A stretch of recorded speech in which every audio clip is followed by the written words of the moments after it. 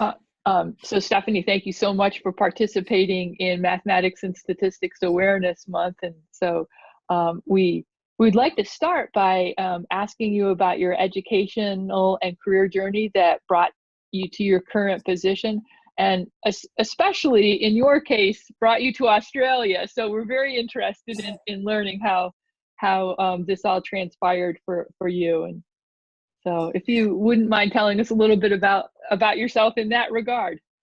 Yeah, it's a bit of a long story, I guess. I'll try to give maybe the short version.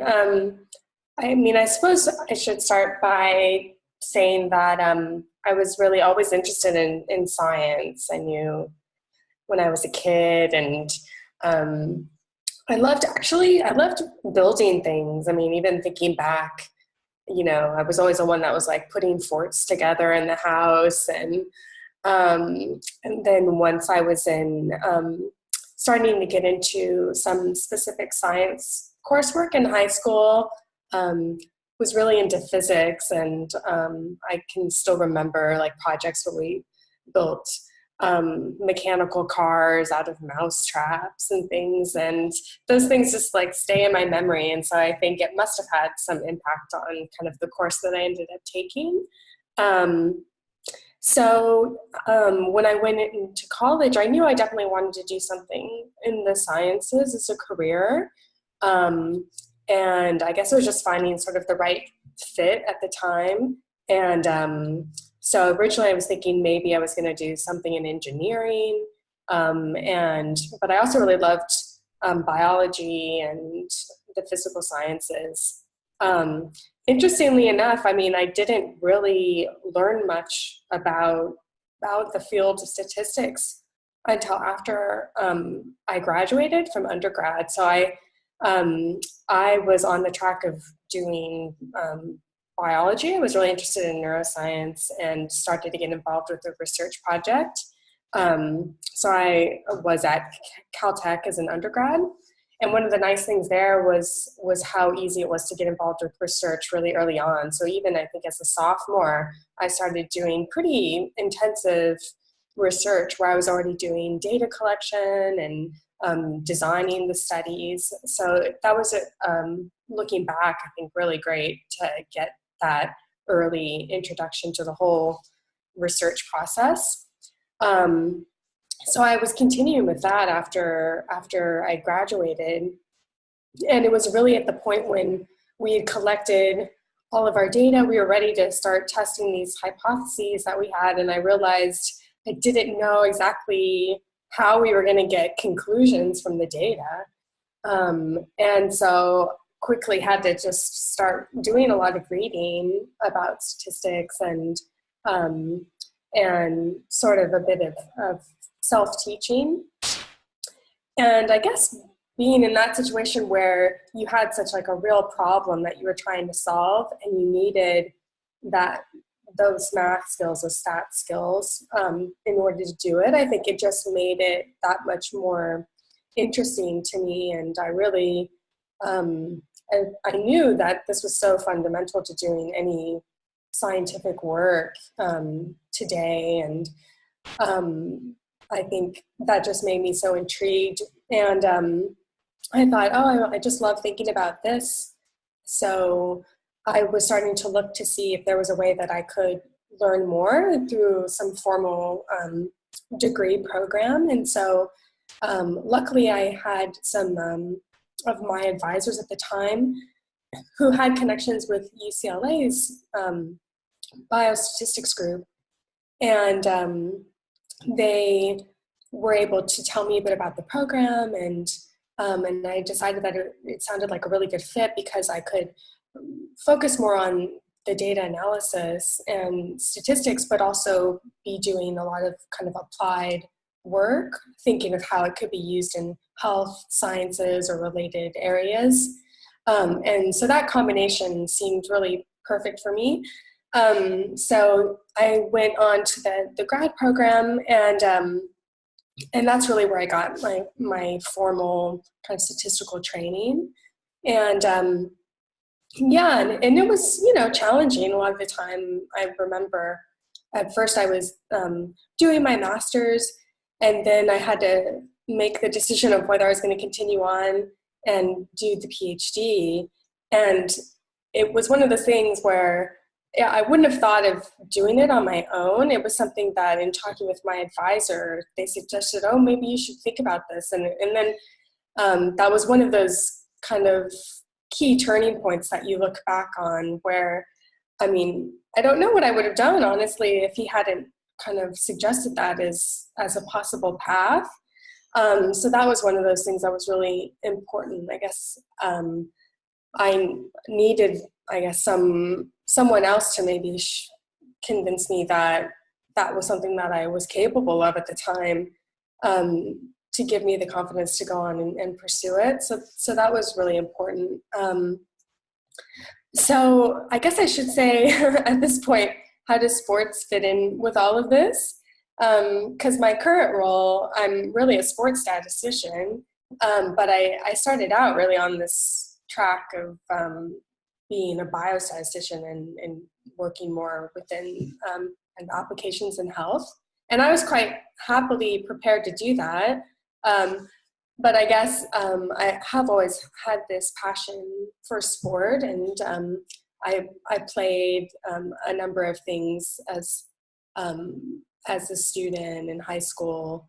But it was one of those things where I was always better academically. So I knew that wasn't going to be a career as a professional athlete, but it was something that, as I guess a sort of side passion, just watching sport and participating just recreationally was one of the things that I've always done some of that with. And I suppose once I was more into stats, it's one of those things that I guess when you start to have this kind of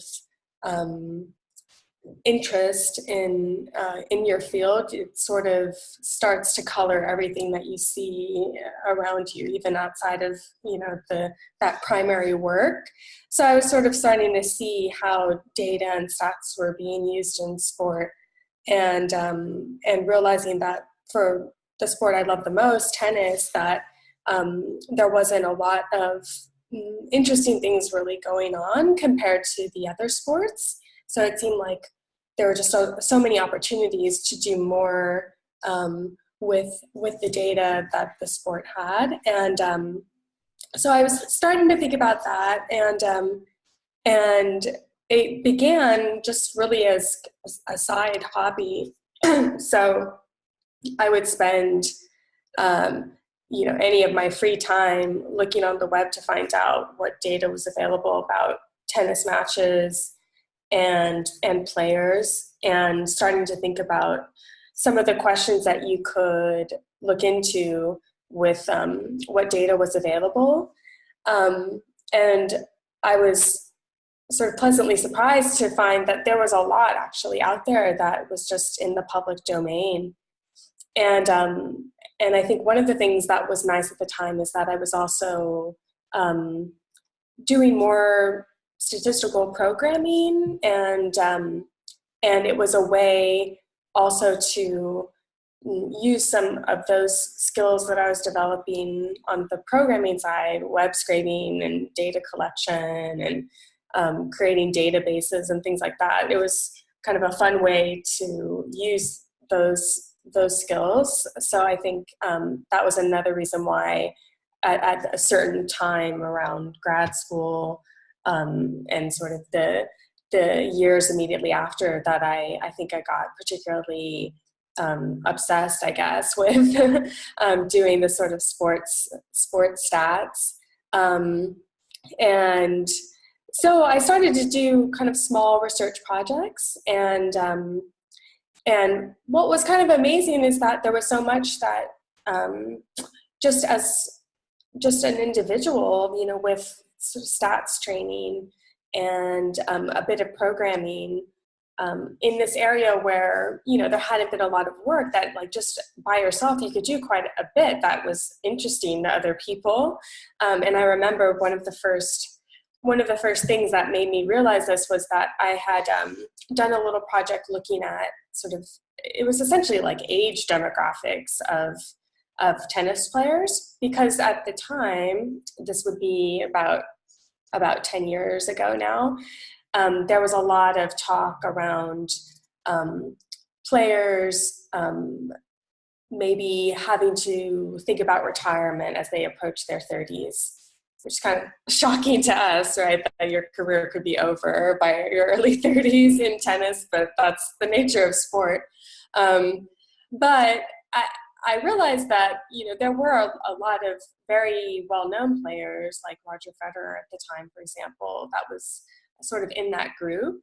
But their performance would suggest that there was really no reason that they should be thinking about retirement. So it seemed like one of these ideas that sort of the tennis media and commentators had, that might have been based on sort of an older generation, or what was true for previous generations, but that maybe there had been some kind of shift in longevity in the sport. And I was interested if the data would suggest, whether there was actually evidence of that.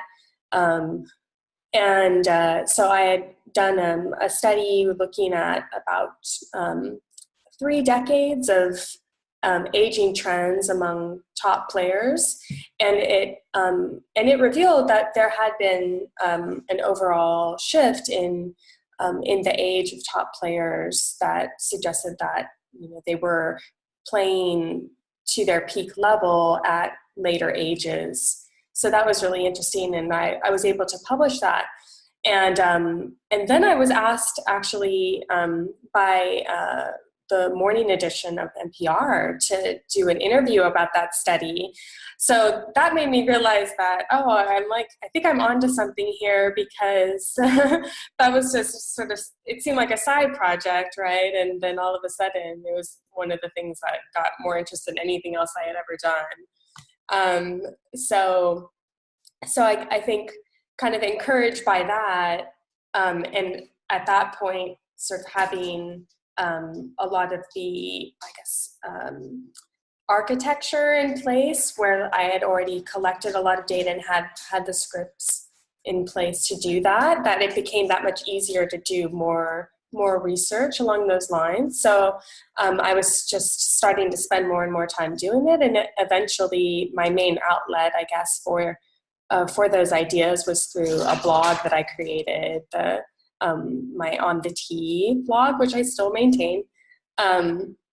And I think it was through kind of a combination of paper writing for the bigger ideas that were enough to be a part of a full research project, and then sort of smaller ideas through the blog, and starting to attend conferences like the NESSI's conference, the New England Symposium on Statistics in Sport, which is run by a number of the members of the sports section for ASA.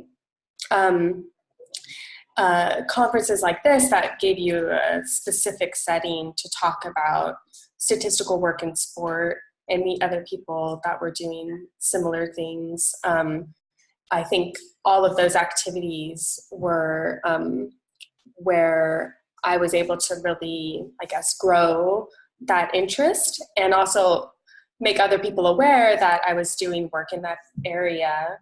And it was actually at one of the NESSI's conferences where I learned about the role that I'm currently at with Tennis Australia.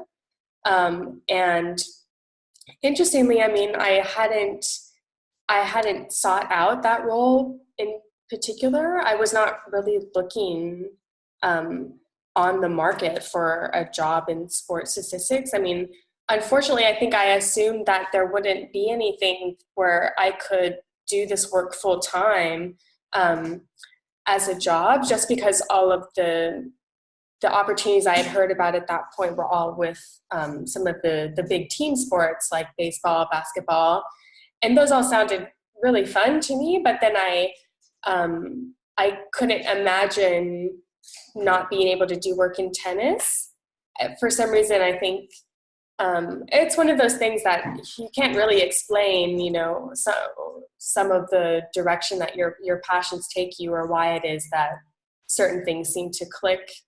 But for some reason, it was just in that area where I had the most ideas, and it kind of came the most naturally when I thought of what would be interesting research.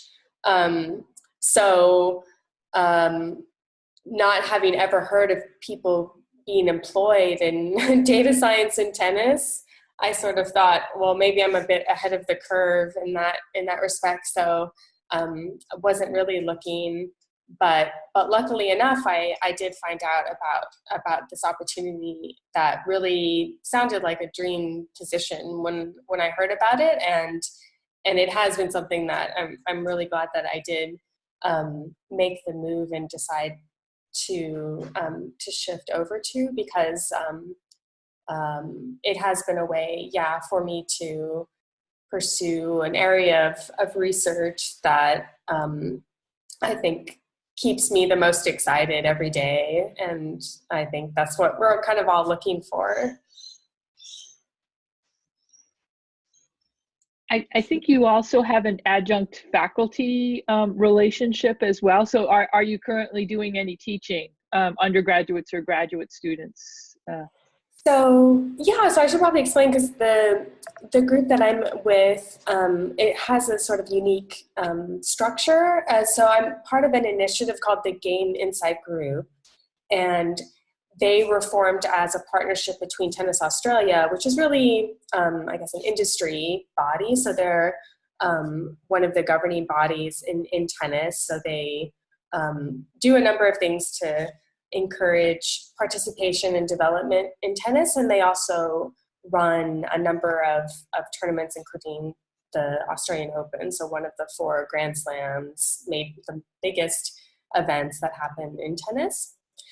So Tennis Australia partnered with Victoria University, a local university in Melbourne, Australia, that has one of the world leading departments in sports science. So traditionally the sports sciences fields like biomechanics, physiology, and how those fields impact sport. And so they've started to also develop a bigger emphasis in the use of statistics, or analytics is kind of the trendy way that they talk about that now. So this initiative was kind of a natural outgrowth of the interest both of Tennis Australia and having some more science innovation, looking at how they could improve tennis through science, and then Victoria University's interest in continuing their research in sort of more of the quantitative areas in sport. And so it's really kind of a 50-50 partnership. And as part of that, the members of GIG, as we call it, they have sort of a joint role. So we both have responsibilities with industry, and then our responsibilities with Victoria University, which are sort of the traditional academic role. So as far as teaching, I mean, I do coursework, usually more guest lectures. There currently isn't an entire course that I run myself. So I will do that, and then I have a number of sort of full day or weekend type of workshops that I'll also do usually a few times a year that focus on modeling, statistical modeling, and prediction in sport.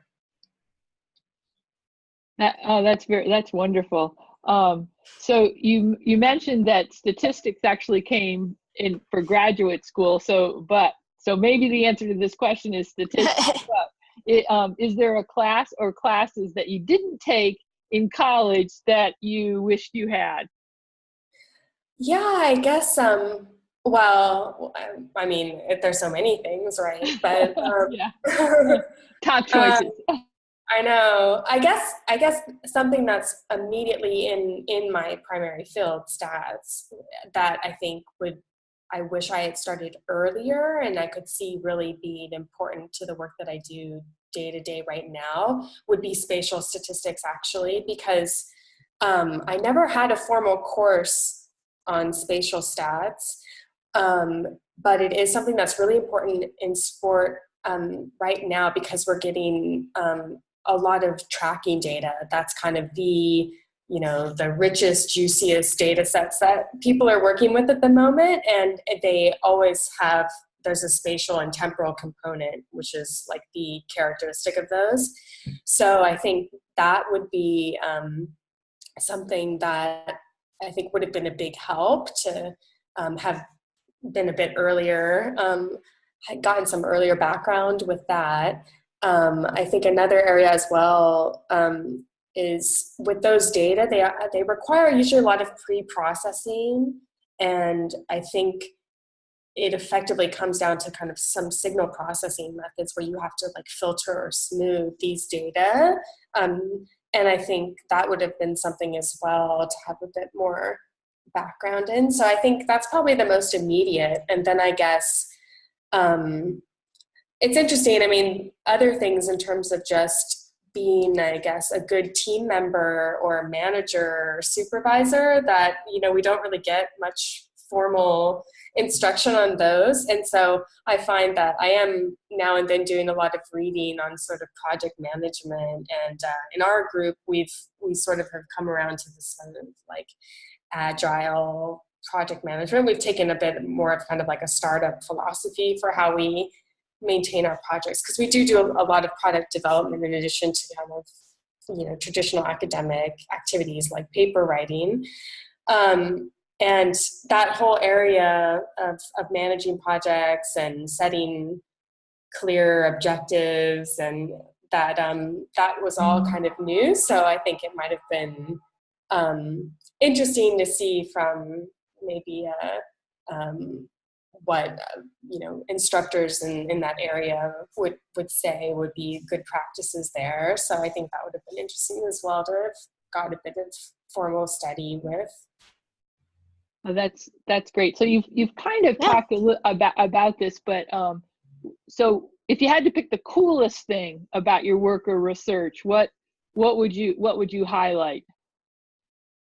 Yeah, I mean, you'd think in sport it would be, I get to talk with players or something like that. But actually, honestly, when I think about the moments when I get sort of most excited, it's really that kind of that point when you have a challenging problem and it's not that obvious what the answer is, and then you kind of have that sort of light bulb moment, and where you can sort of see like all of the figures and tables coming together of like, oh, how exactly this study would go. Like, I love that. I guess it comes down to sort of like the model building stage, and that part of a project is really the most fun to me, where you've done a bit of exploration in the data, and now you're trying to kind of understand maybe this measure or outcome that you're interested in, and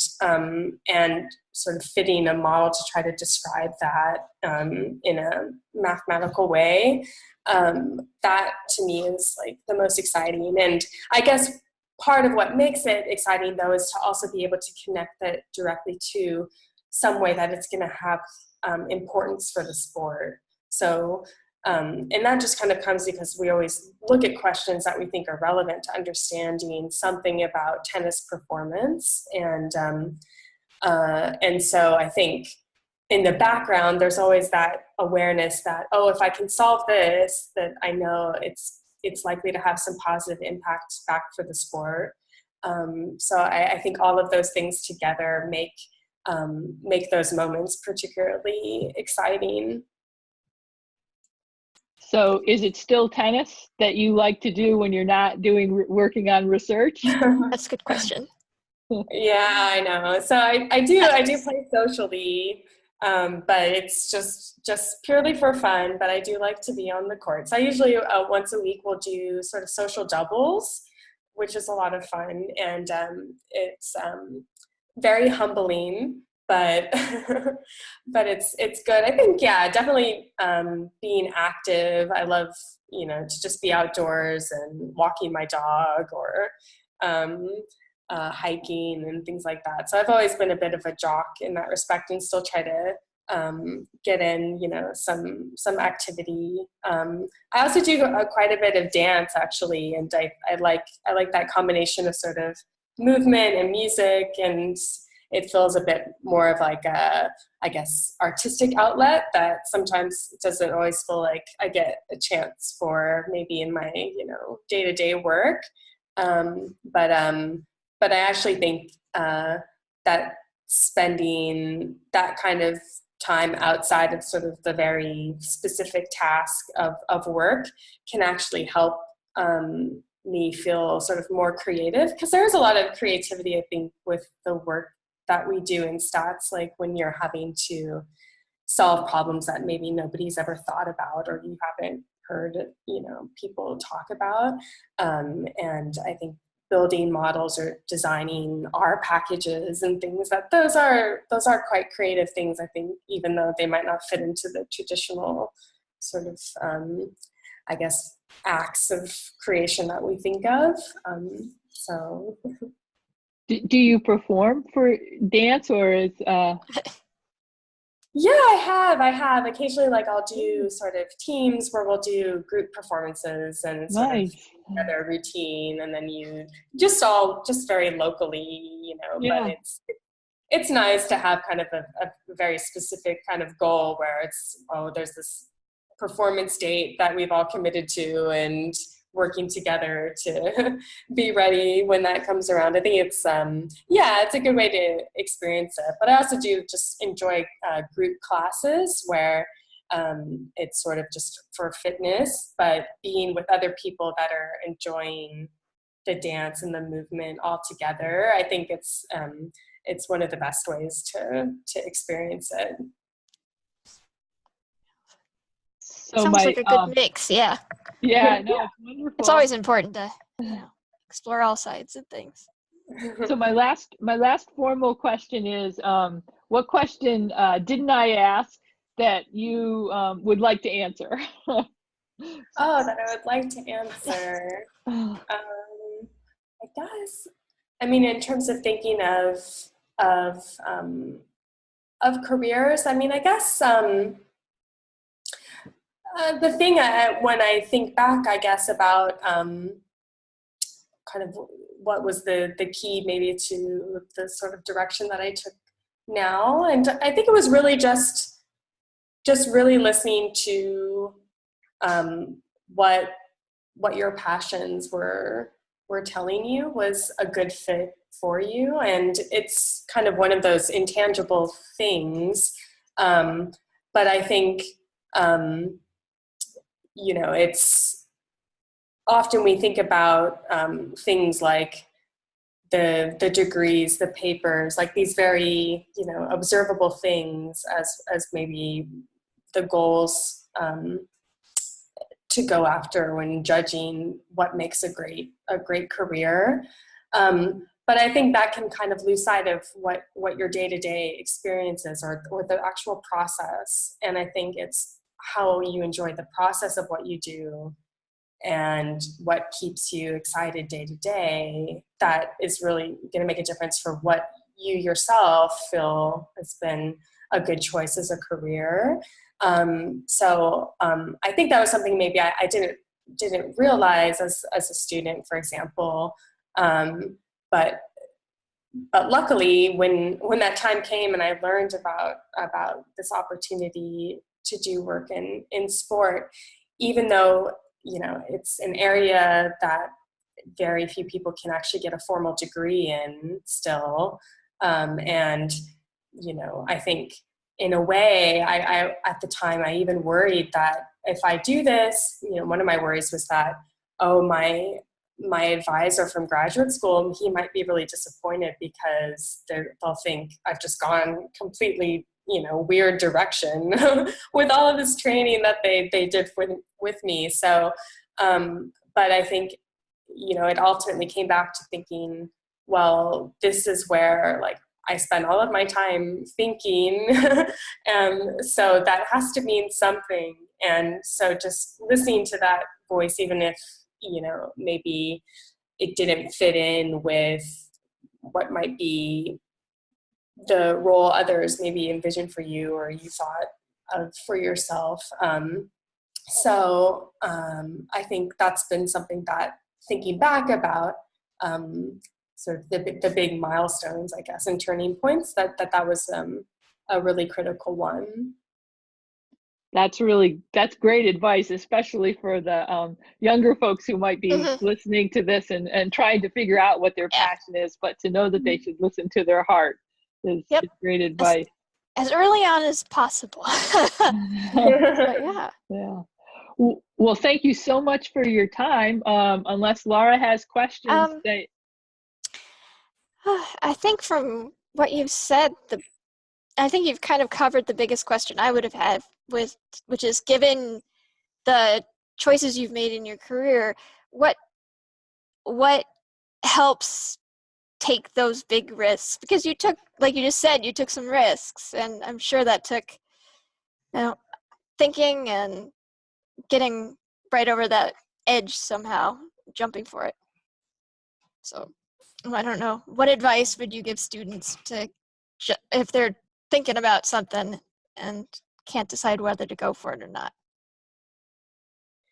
Yeah, I mean, that's a great way of putting it. And it's interesting as well. I mean, to think at the time, I guess the biggest risk was, changing essentially my field, going from, kind of a traditional biostats into sport, making that jump. And at the time, I don't even think I was really that aware of the risk. I mean, initially, I think it was kind of clear almost to me that there was really only one choice, which was to definitely move into sport, just because I had already at that point spent several years where it was just kind of an all-consuming thing. This, at the time, I guess people would call it a hobby because it was something that I did outside of work, but really in terms of where I was spending my time thinking about and what I was really most interested in, it was obvious from that point of view.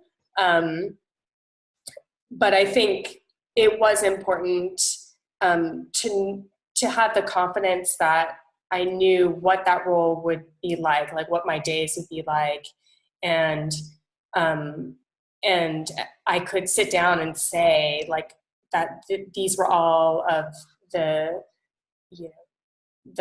research questions that I would want to tackle in the first year. So I think that was important, is that what I would be doing was quite clear in my mind, and also being confident that I had the abilities, I had the skills at that point that I could do those things or pursue them, or for the things that wasn't maybe as clear to me exactly how it would work out, that I was still confident that I could learn what I needed to get there.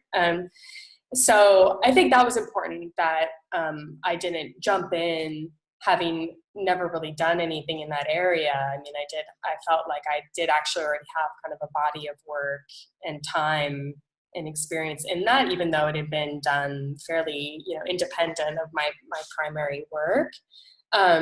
So I think in a way it made it seem less of a risky endeavor, and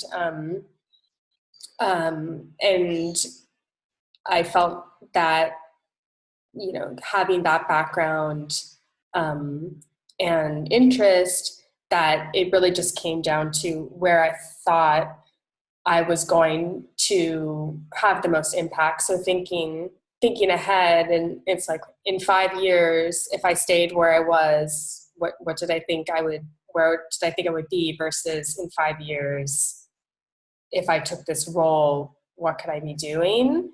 And I think when I was able to have that kind of hypothetical scenario with myself, that it was really clear that for me, it was important that if I was going to take a risk in making this move, that I would be able to be in a situation where I could help to have some real, I guess, impact or a big idea. I always kind of put it in terms of, if I do anything in my career, I would like to have like at least one great idea that, you know, maybe years from now people look back and say, oh, she did that. Or I thought that would always be, you know, a wonderful thing to be able to have done. And I thought I was really only going to be able to do that if I did take this change. And so at that point, it was sort of a no-brainer for me. Well, thank you. yeah. I really love that answer. You've gone to such depth to explain things and to be so honest about your career path. That's really, really wonderful. I think our students will love it. Yeah, absolutely. We are so excited that you were able to participate. Thank you so much for getting up very early. Yes. Yeah, I'm happy to. Yeah, I definitely. I hope that having this experience that other students who might be thinking about maybe unconventional areas where they can do math and stats or even sport itself, that it gives them a better idea